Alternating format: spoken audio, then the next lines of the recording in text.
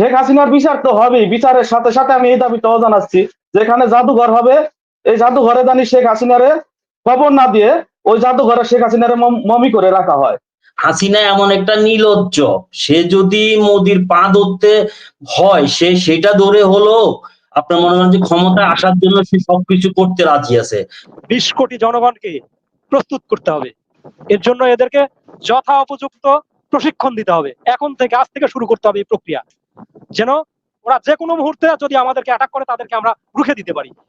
আপনার এক্সিম ব্যাংকের মালিক যে ব্যাংক অ্যাসোসিয়েশনের সভাপতি সম্ভবত নজরুল ইসলাম মজুমদার, এরা কিন্তু হাসিনাকে মনে করেন যে বিপ্রেস টাকা দিয়ে এবং ক্ষমতা রাখার জন্য সম্পূর্ণরূপে ইয়ে করছে, কিন্তু এই লোকগুলোকে ধরা হচ্ছে না। ওনার মেয়ে সিএনজি করে যায় এখনো অফিস। ভারতের যে স্বরাষ্ট্রমন্ত্রী রাজনীত সিং নাকি সে বলছে সেনাবাহিনী প্রস্তুত থাকতে, যারা নিজের জায়গায় ঠিক জায়গায় টয়লেটটা করতে পারে না তারা আবার সেনাবাহিনী প্রস্তুত থাকতে বলে।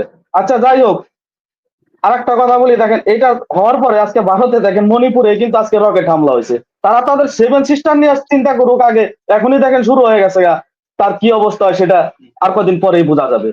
শেখ হাসিনার বিচার তো হবেই, বিচারের সাথে সাথে আমি এই দাবিটাও জানাচ্ছি, যেখানে জাদুঘর হবে এই জাদুঘরে জানি শেখ হাসিনারে খবর না দিয়ে ওই জাদুঘরে শেখ হাসিনারে মমি করে রাখা হয়।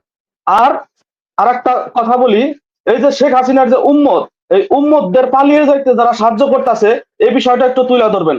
অধ্যাপক ক্ষীরা ভাই আছে, আমার ব্যারিস্টার আপু আছে, এই হাসান মাহমুদ যে নাকি পলক সাহেবের সাথে গ্রেফতার হইলো বা সেখান থেকে তাকে নিয়ে আসা হইলো, তাই সে কিভাবে পরবর্তীতে এই দেশ থেকে পালিয়ে যাইতে কারা সাহায্য করলো এই বিষয়টা জানি একটু তুলে ধরে।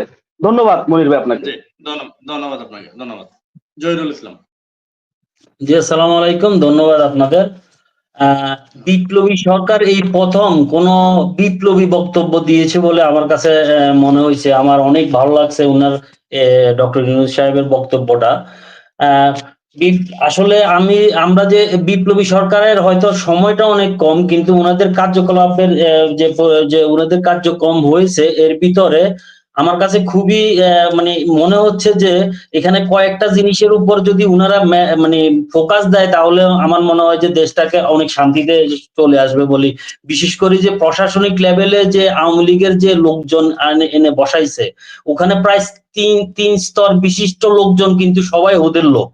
এখন অন্তত আপনি তিন স্তর যদি না পারেন, অন্তত প্রথম স্তর দ্বিতীয় স্তরকে আপনি যদি চেঞ্জ না করেন তাহলে আপনাদের বিভিন্ন রকম প্রবলেম আমাদের পড়তে হবে। কারণ বাংলাদেশে এতটাই এমন ভাবে খুনি হাসিনা এমন ভাবে সাজিয়ে গুছিয়ে রাখছে যে আসলে আমাদেরকে 16 বছর অশান্তিতে রাখার পর বর্তমানে আমরা অনেকটা দুশ্চিন্তাগ্রস্ত হয়ে থাকি যে কখন কি হয়ে যায়, কখন আওয়ামী লীগ বিভিন্ন রূপে ফিরে আসে।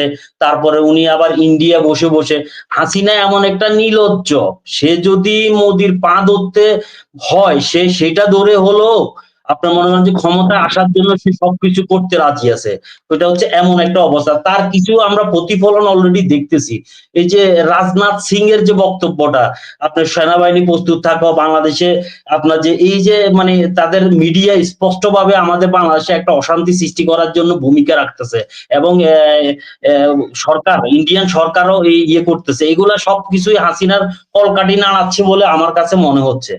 তো আমি একটা জিনিস কি, রাজশাহী মহানগর যুবলীগ নেতা রুবেল 8 জনকে শহীদ করেছে 2 হাতে 2টা পিস্তল দিয়ে, কিন্তু এদেরকে এখনো কিন্তু ধরা হয় নাই। আমি বিনীতভাবে অনুরোধ করব যে লোকগুলা আপনি স্পষ্ট খুন করেছে কিংবা স্পষ্ট আপনার বাংলাদেশকে অশান্তি পরিস্থিতি করেছে, তাদেরকে আপনি মানে আইনের আওতায় খুবই দ্রুত আপনি আনার ব্যবস্থা করেন, তাহলে অন্তত বিপ্লবী জনতা আমরা যারা আছি আমরা অন্তত শান্তি পাবো বলে আমি মনে করি। আমি একদম ফারাহ আপার কাছে আমি শেষ করে দিই, মনির ভাই শেষ করে দিই। ফারাহ আপার কাছে বলতে যাচ্ছি যে আপু, এইখানে সবাই এই বিপ্লবের সফলতার পরে সবাই ক্রেডিট নিয়ে একটু বেশি বাড়াবাড়ি করতেছে বলে আমার কাছেও মনে হচ্ছে। তো আপনার এখানে বলছে ছাত্র জনতার সাথে সাথে আমি কিন্তু বলতে চাচ্ছি এখানে রাজনৈতিক সংশ্লিষ্টতা 100% আছে বলে আমার কাছে মনে হয়, কিন্তু এই জিনিসটা কেউ রাজনৈতিক সংশ্লিষ্টতা কেউ বলে না। এবং কিছু দলীয় লোক দেখলাম যে ওনারা ক্ষমা করার জন্য পেরেশান হয়ে আছে। এই যে তাজা রক্ত গেছে, এখনো রাস্তায় রক্তের দাগ শুকায় নাই, ক্ষমা করার জন্য বসে আছে দলীয় কিছু রাজনৈতিক স্বার্থ উসুল করার জন্য। এই যে ক্যান্টনমেন্টে যে 600 কতজন লোককে ছাড়া হয়েছে, এটার জবাবদিহিতা কে করবে?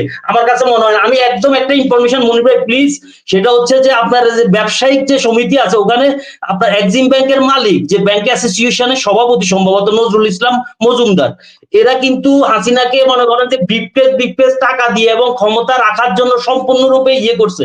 কিন্তু এই লোকগুলোকে ধরা হচ্ছে না। উনার মেয়ে সিএনজি করে যায় এখনো অফিস করে, এবং উনার ছেলেকে বিদেশ পাঠানো হয়েছে, কিন্তু উনাদের কোনো কিছু এখনো করা হয়নি। এখন সরকার যদি এত ধীরগতিতে করে, তাহলে আমরা যারা মানে আমরা চাই যে এই বড় বড় হাইলাইটস নেতাগুলা বা যেসব অপকর্মকারী সহযোগী আছে, এদেরকে সবাইকে আপনারা দ্রুত আইনের আওতায় আনার জন্য খুব জোর দাবি জানায়। এই যে স্কুল শিক্ষকরা, এরা কিন্তু এজেন্ট রূপে হাসিনাকে বারবার ক্ষমতা বসিয়েছে ভোটের সময়। এদের বিরুদ্ধে কি ব্যবস্থা নেওয়া হচ্ছে জানি সময় লাগবে, বাট সময় নিয়ে হলো এদের সংস্কার জরুরি বলে আমি মনে করি। ধন্যবাদ মনির ভাই। ধন্যবাদ আপনাকে। মনে আনমিউট করেন, মিউট আছেন, আনমিউট করছেন। ধন্যবাদ এনাম ভাই এবং সম্মানিত আলোচক বৃন্দ, আসসালামু আলাইকুম। বাংলাদেশ আওয়ামী লীগ কখনোই বাংলাদেশের প্রেমিক ছিল না, এরা সবসময় ভারতের পদলায়ন করেছে। আমাদের উচিত, আওয়ামী লীগ যে যতবার ক্ষমতায় এসে ততবারই দেশের বিরুদ্ধে কাজ করেছে। আওয়ামী লীগ ক্ষমতায় আসার পর পিলখানা হত্যাকাণ্ড হয়েছে, 5 মে শাপলা ছাত্র হত্যাকাণ্ড হয়েছে, এবং সর্বশেষ যে গণহত্যা হয়েছে, সবকিছুরই বিচার করা অত্যন্ত জরুরি। আওয়ামী লীগ, যুবলীগ, ছাত্রলীগ এদেরও এর সাথে বিচার করা উচিত। এদের সবাই দেশের অন্যায়কারী, দর্শনকারী, লুটপাটকারী। আমাদের ভবিষ্যৎ যে সরকার ক্ষমতায় আসবে, তাদেরকে উচিত আওয়ামী লীগ থেকে শিক্ষা নেওয়া, আওয়ামী লীগের ছাত্র সংগঠন থেকে শিক্ষা নিয়ে তাদের ছাত্র সংগঠনকে নিয়ন্ত্রণে রাখবেন, যাতে দেশের দুর্নীতি, চাঁদাবাজি আর না হয়। আমরা দেশের দুর্নীতি, চাঁদাবাজি আর দেখতে চাই না। আমরা শান্তিতে বসবাস করতে চাই, দেশের মানুষ সাথে শান্তিতে থাকে, এটাই আমরা উন্নতি চাই, যাতে উত্তর বাংলাদেশের উন্নতি হয়। বাংলাদেশের থেকে সবচেয়ে গরিব দেশ ছিল সিঙ্গাপুর, মালয়েশিয়া।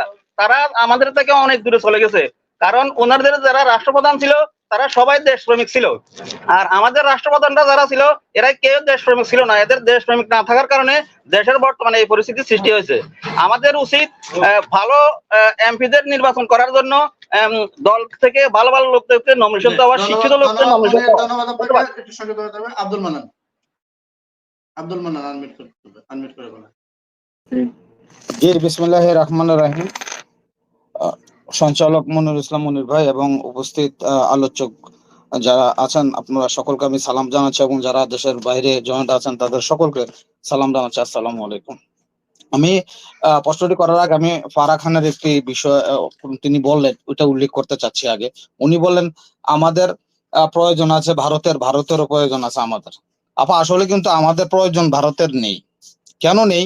যদি বাংলাদেশে 26 লাখ যদি ভারতীয় বাংলাদেশে এসে চাকরি করে, বিভিন্ন সেক্টরে, সরকারের সেক্টর থেকে শুরু করে প্রাইভেটে যদি চাকরি করে 26 লাখ লোক, আমাদের কতজন লোক ভারতে গিয়ে চাকরি করে? তাহলে তাদের প্রয়োজন আমাদের প্রয়োজন তাদের না। এই বিষয়টা কিন্তু আপনি বলে গেছেন, সেটা নিয়ে আমি একটু ভিন্নমত আছে আমার।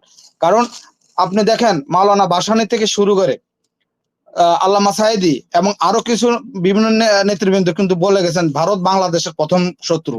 সুতরাং তাদের আমাদের প্রয়োজনটা কি কারণে? আমাদের তো প্রয়োজন নেই, তাদের ছাড়া তো আমরা চলতে পারবো। আমরা তো সম্ভাবনীয় একটা বাংলাদেশের মানুষ, আমরা সবই করতে পারি। এটা শুধু বহির্বিশ্বে আলোচনা নয়, সব জায়গাতে এটার আলোচনা আছে। তো ধন্যবাদ সকলকে। মনির ভাই, আপনাকে ধন্যবাদ।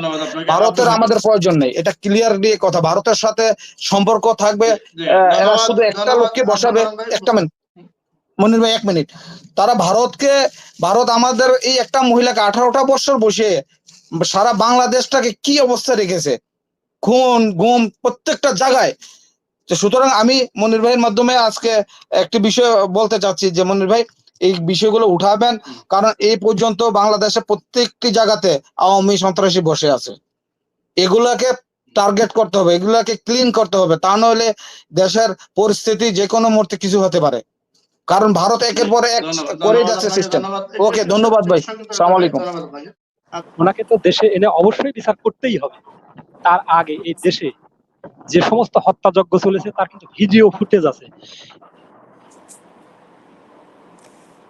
দেখে এই অপরাধীদেরকে কিন্তু চিহ্নিত করার কোনো সমস্যা হওয়ার কথা না। এখনো অনেক অপরাধী আছে যারা প্রকাশ্যে ঘুরে বেড়াচ্ছে এবং পুলিশের মধ্যে যারা অপরাধী আছে তারাও কিন্তু এখনো এই চাকরিতে জয়েন্ট না করে তারাও কিন্তু প্রকাশ্যে ঘুরে বেড়াচ্ছে। তাদেরকে গ্রেপ্তার আগে কেন করা হচ্ছে না? সংস্কারের কাজ শুরু করতে হবে।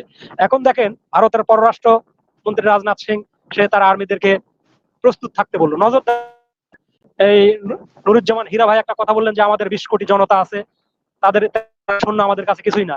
হ্যাঁ হীরা ভাই আপনার সঙ্গে একমত, তবে এই 20 কোটি জনগণকে প্রস্তুত করতে হবে। এর জন্য এদেরকে যথা উপযুক্ত প্রশিক্ষণ দিতে হবে। এখন থেকে আজ থেকে শুরু করতে হবে এই প্রক্রিয়া, যেন ওরা যে কোনো মুহূর্তে যদি আমাদেরকে অ্যাটাক করে তাদেরকে আমরা রুখে দিতে পারি। এই প্রক্রিয়া শুরু করতে হবে। এখন আরো একটা বিষয় বলতে চাচ্ছি, এই যে আরাফাত গ্রেপ্তার হলো, হাসান মাহমুদ গ্রেপ্তার হলো, খবরে আসলো এরা কিন্তু এখন বিদেশে চলে গেছে, এখন আবার এই খবরটা প্রচার হচ্ছে। আবার আরো একটা খবর এখন মিডিয়া ঘুরে বেড়াচ্ছে, ফেসবুকে ঘুরে বেড়াচ্ছে, মনির ভাই এটা সত্য কিনা মিথ্যা আমি জানি না, এই শামীম ওসমান নাকি নিজামুদ্দিন আউলিয়ার দরবারে ওখানে আছেন। এটা কতটা সত্য মিথ্যা জানি না, এইরকম এক একজন এক এক ভাবে চলে গেছে। আমরা প্রথমত জানলাম অবস্থান রয়েছেন, শামীম ওসমান বর্তমানে দিল্লিতে আছেন, এরকম শোনা যাচ্ছে।